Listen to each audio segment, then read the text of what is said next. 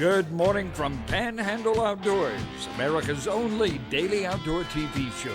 Your source for fishing, hunting, and information for folks who enjoy the great outdoors. Now sit back, relax. It's Panhandle Outdoors. Good morning, folks. Welcome to Panhandle Outdoors. I'm Winston Chester. Glad you're here this Thursday morning. Got a big show lined up and a special guest here this morning. You're going to really enjoy him. But first, our weather brought to us by Haney Technical Center at the corner of Baldwin and 77 now. Remember, it's summer starting and the summer school classes getting going, and you should go in there and check out some different, all kinds of things they offer out there. Really cool place. So I know a lot of teachers out there, and they do a good job. The high today is going to be 86, low 73. Water temperature right around 81, 82 degrees. This is right here the first week of June, and we're kicking off the last part of spring. River readings, I don't have the river readings, they're dropping. The tide chart, though, the tide chart brought to us by Kent Forest Lawn, and we're going to have sort of a neap tide almost the next couple of days. Last weekend we had some really strong tides. This weekend is going to be neap tide, so not a lot of movement. We'll have a little high about 9:46 this morning, and then around 11:46 this evening we have the lower part of it, but not much movement, less than a foot. The marine forecast south-southwest at about 10 to 12. Let's take our break and we'll be right back.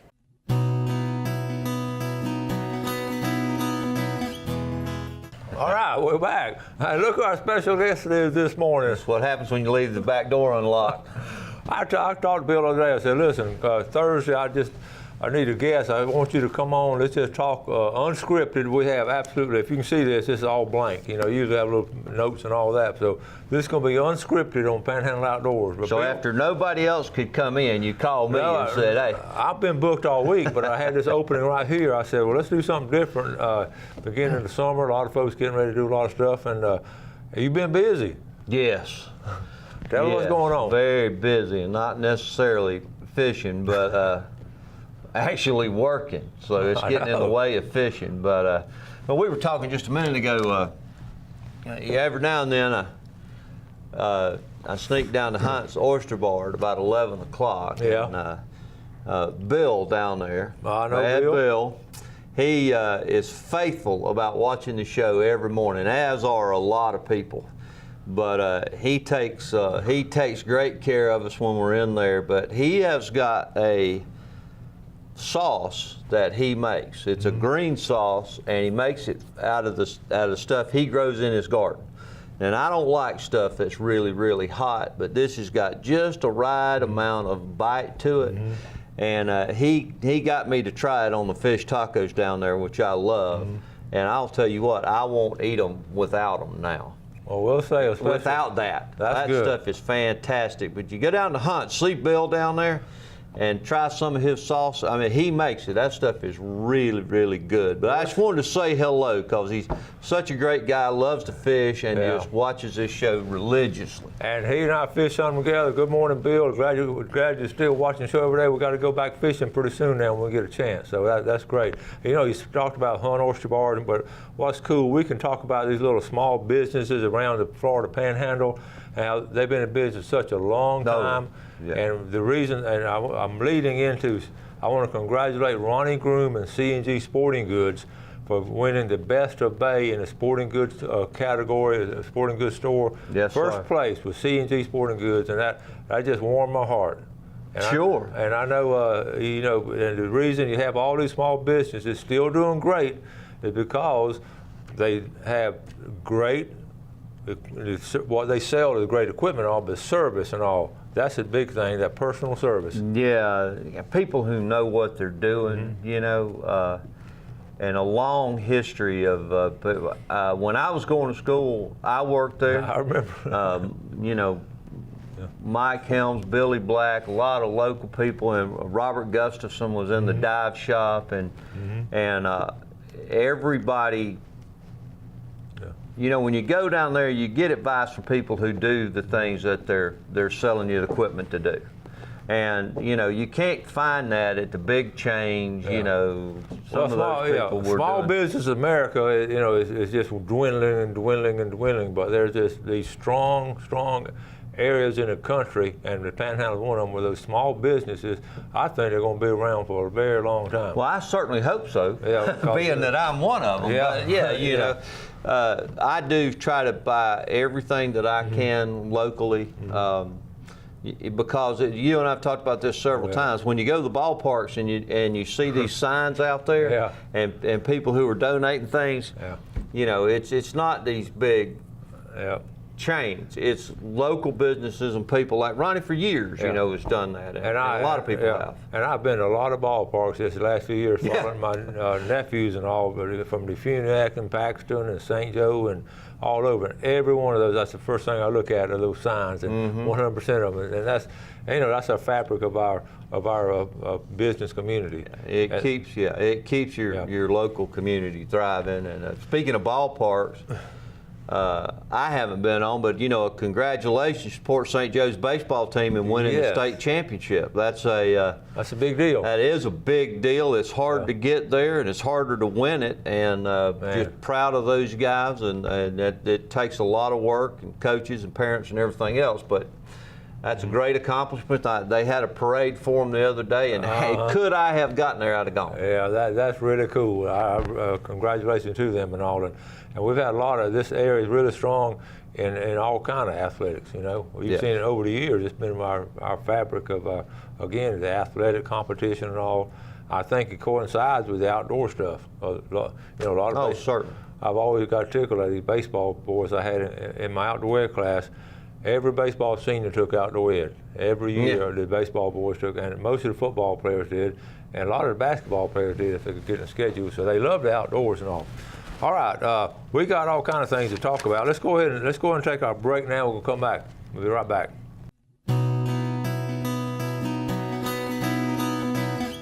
All right, welcome back. During the break, and Bill and I we're trying to plan our summer, and it's already getting filled up, isn't it? Yeah, well, yeah.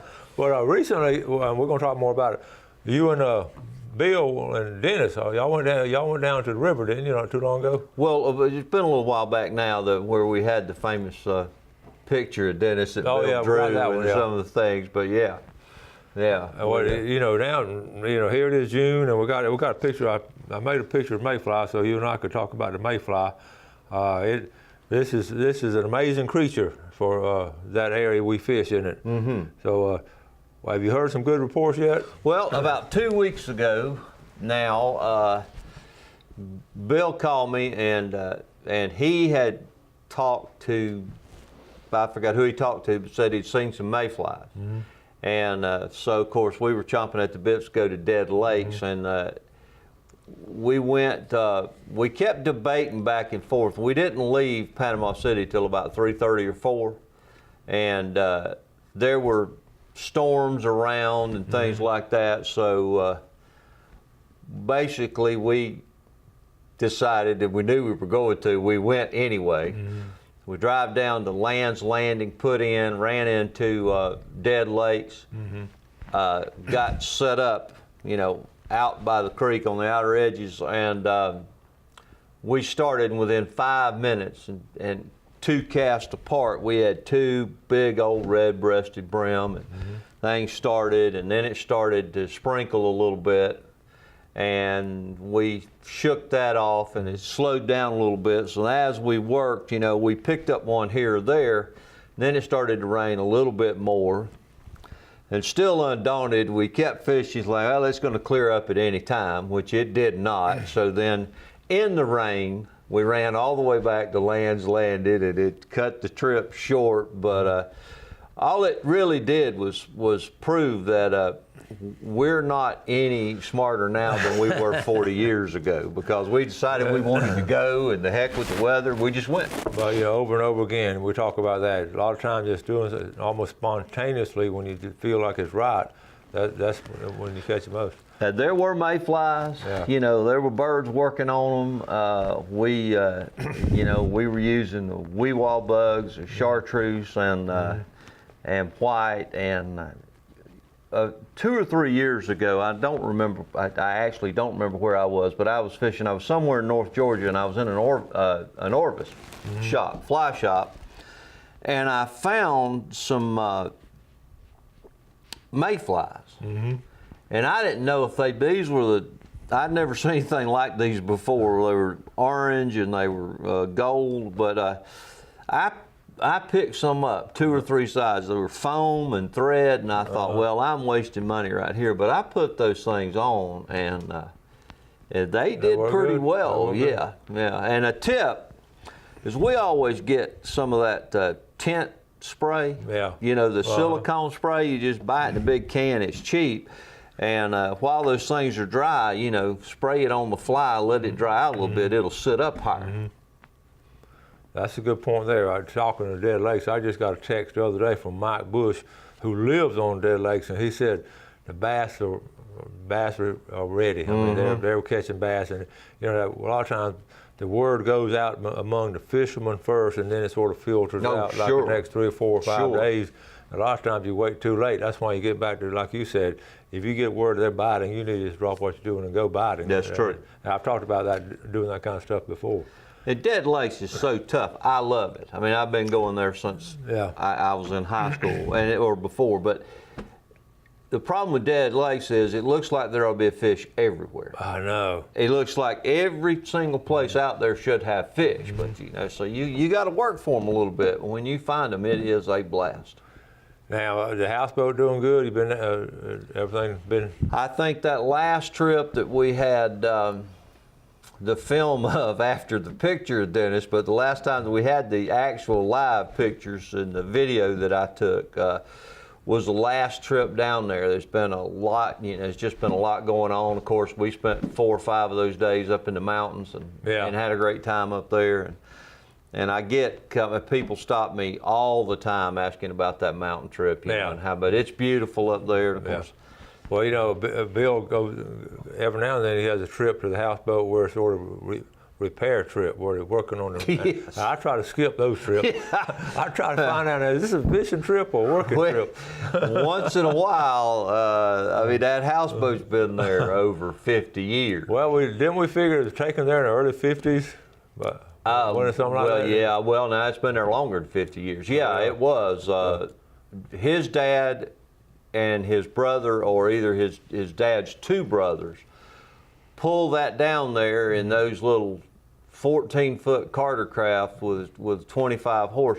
And folks, that is a steel barge with watertight compartments. They brought it from here to the shipyard, got it from the shipyard, and took it. And that would have been a great video to watch them do something like that. Drug that thing down there, and it at first it was screened in. Okay. Yeah. It had a top, but then it was screened in. I think Bill said they had flaps, you know, when it got cold. But it was just a base camp, you know, and then eventually they built onto it. But yeah, it takes quite a bit of.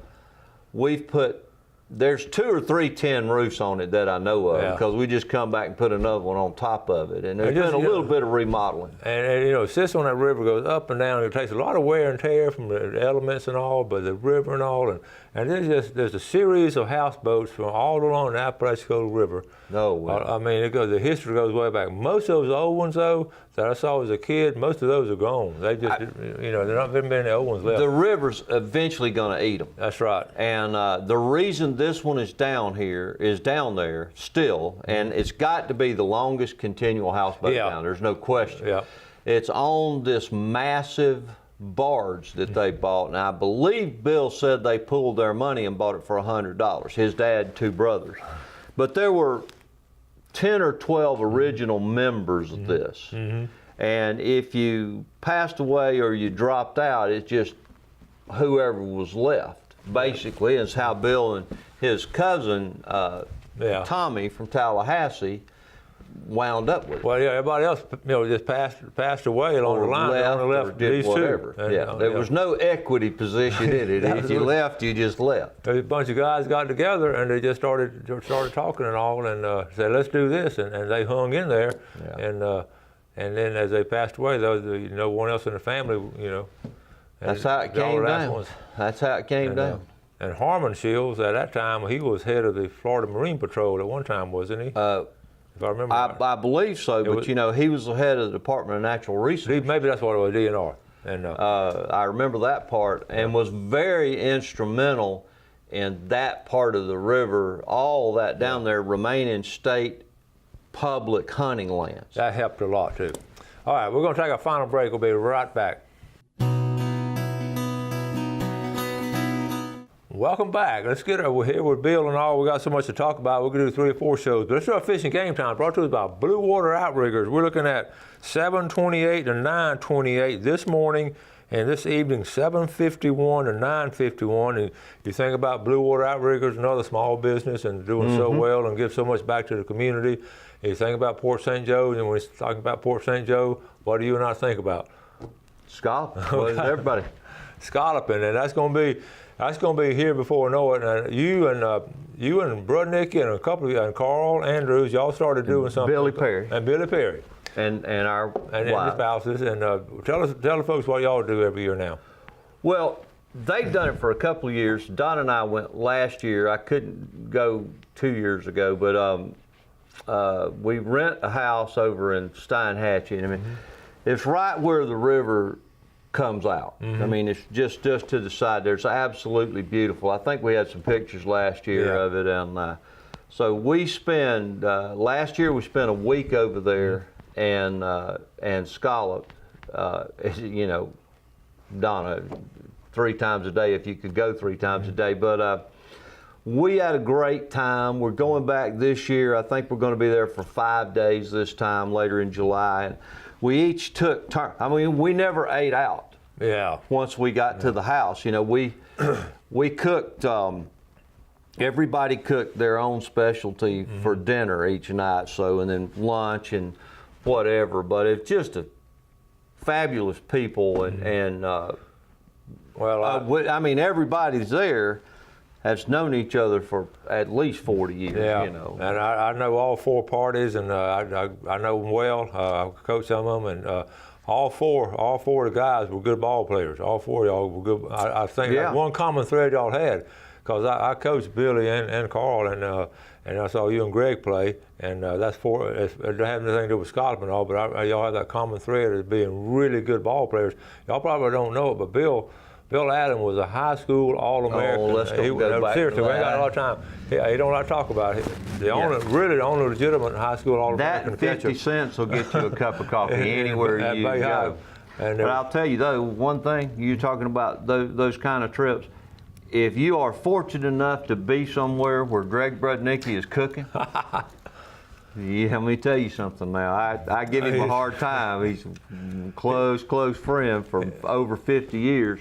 But he made the lasagna from the Italian Inn. Well, that's not fair. And listen, I'm going to tell you something. It took 2 people to carry that thing out of there. It must have weighed 10 or 12 pounds, but it just brings back the old days from his dad down at the Italian Inn. Was the absolute best place in the world to get pizza. That's what I'm saying. That's not fair, because Greg had a head start in all this. He has some pretty good training in cooking. Cook now. And his dad could cook. I got a couple minutes left. Let's go from scalloping to red fishing. Okay, I know y'all love redfish. Let's go.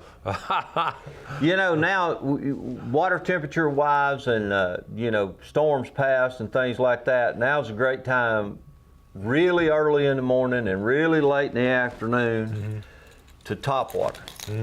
You know, because a lot of times before you get that solar effect wind first thing in the morning, you know, it's nice and calm, or, you know, really I like just a little bit of ripple, but Greg and I will relentlessly fish top water until, you know, the sun gets up too high, and then switch. But that's, to me, is the greatest thing in the world. And seeing those things just explode on something like this. And that's a tie-in to bass fishing and red fishing we talk about so many times. And that particular lure you're holding right there, that's the one that Drew Benton won the $100,000 on. And you may not win $100,000, but I really believe, like Drew said, change your hooks on it. That would be a fine redfish plug, don't you think? Absolutely. Color, you know, color's good, and clear water, and this really makes a sound. It's a Bagley's. It's a knocker. Yeah. And that's either an 8 or a B, because I don't have my glasses on. But yeah, a little bit of noise. I like the, you know. You can add the feather tail to it. No, it just gives it that little bit of a. So I really do like it. Now these O-rings, Split rings, I mean. If you leave it on there, you can tie directly to it and the movement gets a little bit better. And what I'll generally do is take them off and put this isn't the actual name of it, but the Michael Cowart loop on here. So you have a little loop. It's going to give it a whole lot better action. I don't know, I know Michael got it somewhere, but he's the one who taught me how to do it, and it works. And be careful with the knots you tie and loops and things like that, because not all of them are 100% line strength. And so if some of these knots will weaken. So you have to make sure that you've got one like Michael ties that's 100% line. Y'all been going over East Bay a good bit last couple of months, haven't you? Well, not a good bit, but we have been fishing East Bay, and that's where Greg caught that monster trout that I had on here. Was 26 or 27 inches and weighed over 6 pounds? And caught him on that Paul Brown, the suspended bait. All that is we're going from top water till the sun gets up or the wind, and then you use the suspending bait, and it's just fishing top water underneath. And Greg's good at it and wears them out, and that's one of the video where his dad caught that nice redfish. I mean, you know, his dad's not a young man anymore, and he wore him out by himself. It was great. Well, buddy, we're about to wrap things up. We amazingly put a show together without no script and everything, talking about fishing and from fly fishing to red fishing and all kinds of things going on. So this weekend you're going to be free? Or? This weekend I am headed to the island with my lovely wife. That's right. You got a new boat, didn't you? We didn't have time to talk about that. You got to get some pictures of it and all. Well, you can fish off that boat if you have to, but it's a sort of a There's not a rod on that boat. He's still got his fishing boat. But that's the island. He's got a little family. I've got 3 now, so I'm in the boat business, flotilla business. Okay, got to get out of here, Bill. Thank you, buddy. All right. Thank y'all for watching Panhandle Outdoors. Always appreciate the viewership. Big fishing forecast tomorrow. All kind of prizes. Do something good for your fellow man, and God bless. God bless you. Thanks for watching America's only daily outdoor TV show, Panhandle Outdoors with Winston Chester, featuring hunting, fishing, and other activities and information to help you enjoy the great outdoors. Join us next time for Panhandle Outdoors.